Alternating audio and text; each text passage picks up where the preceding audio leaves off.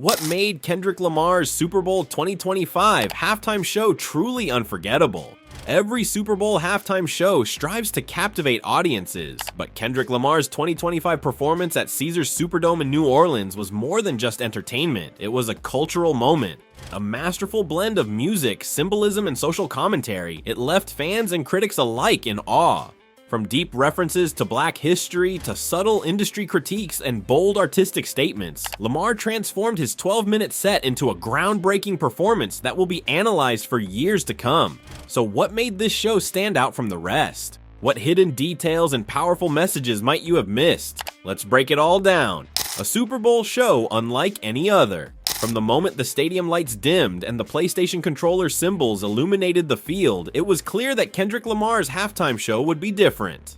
Samuel L. Jackson, an actor known for his commanding presence, appeared on screen as Uncle Sam, a historical figure Lamar has criticized in his music for representing capitalist exploitation. Then, in the center of the field, a sleek black 1987 Buick GNX rolled in, carrying Kendrick Lamar, a vehicle deeply tied to his personal history and his latest album. The symbolism was already in motion.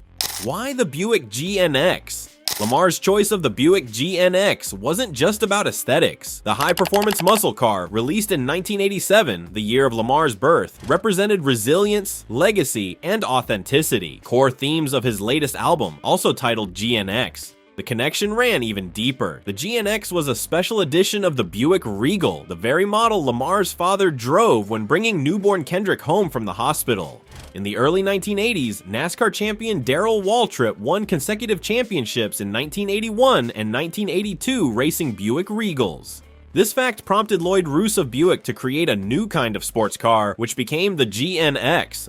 Initially, only 500 1987 Buick GNXs were created in honor of the NASCAR race, the Daytona 500. If you're enjoying this breakdown and want to see more content like this, make sure to like, share, and subscribe.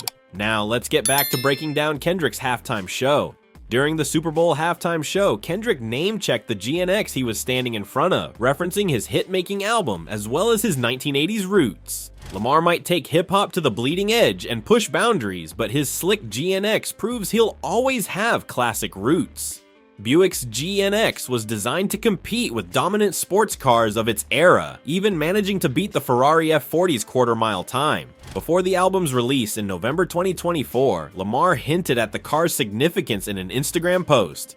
But in the moment of confusion, the best thing you can do is find a GNX. Make you realize the only thing that matters in life is that original paperwork, that TL2 code, one of 547. The TL2 code refers to the factory designation that General Motors used for Grand Nationals that received the GNX treatment, ensuring their legitimacy. By drawing this parallel, Lamar subtly reinforced the idea that authenticity in hip-hop is just as critical as originality in classic cars. There's no substitute for the real thing. A stage set like a prison yard.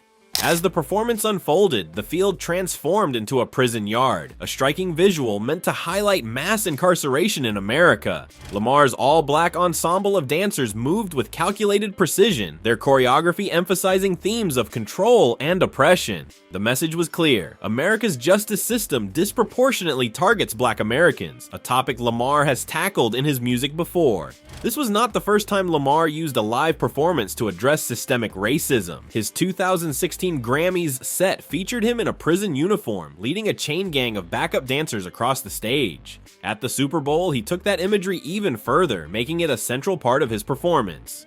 Drake versus Kendrick, the Super Bowl's hidden battle.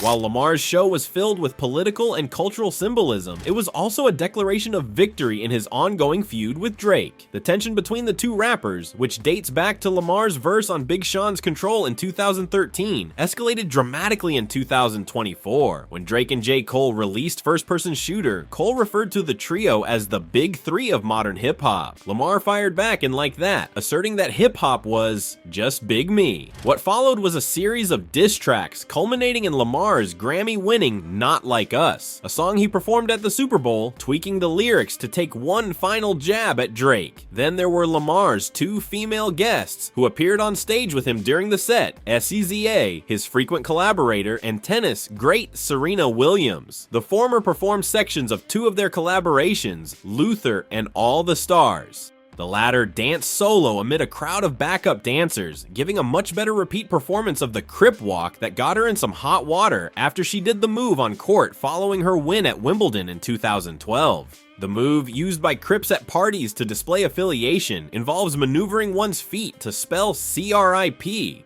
Drake dated both women in the past, SZA in 2009 and Williams in 2015. The relationship with SZA was revealed in Drake's track, Mr. Right Now, as a 2008 affair, but she has since corrected him, tweeting it was in 2009 and adding that she didn't want anybody thinking anything underage or creepy was happening. Williams, who like Lamar grew up in Compton, California, is referenced in Not Like Us when he warns Drake he better not speak on Serena. Samuel L. Jackson as Uncle Sam, a message on race and identity.